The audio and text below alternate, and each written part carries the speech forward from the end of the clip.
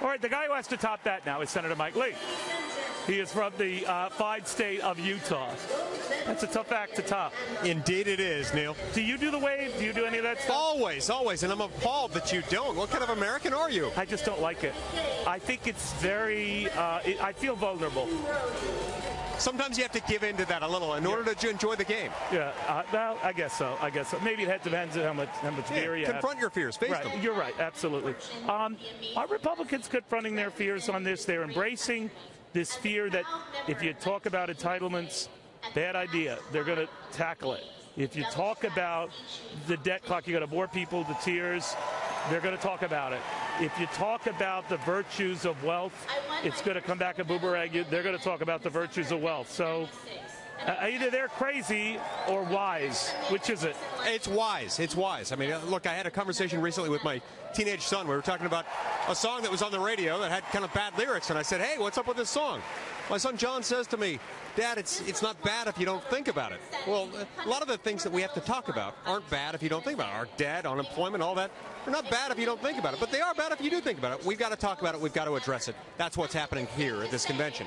But, you know, I could see the wisdom of that. I like a good adult discussion of these issues. And I always fear every time we do, you're penalized for it. Look how Paul Ryan was vilified for just trying to rein in the growth of entitlements. And I mean, even fellow Republicans, you stood by him, but a lot of Republicans said, oh, you go off alone on that one, Paul.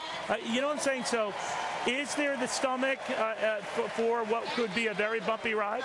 There is the stomach. And yeah, you can point to a few weak-kneed Republicans who didn't stand by him. By and large, we stood with him.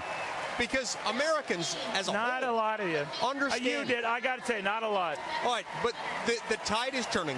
People in America, Democrats and Republicans, are recognizing the status quo will cause these very same programs to collapse under their own weight if we don't fix them, if we don't reform them, if we don't make them sustainable. We all come back to what's at stake in this race. And how important Republicans feel it is to win the White House. But it's actually just as crucial, in a weird way, maybe more so, for your party to take the Senate, right? Because that's really the only way you can go back to untangle this health care thing. The Supreme Court has ruled out another option. So by a simple majority, you start dismantling it piece by piece. How do you think that stands? Well, I think we can do it. I think we can defund it. I think we could possibly find a way to repeal it. We could possibly convince a few Democrats to join us. Another solution is one that I proposed in a bill. It simply says this shall not be construed as a tax or as an exercise of the taxing power. There are myriad ways we can do this. We're going to do it. We got to win the election first. All right. Senator?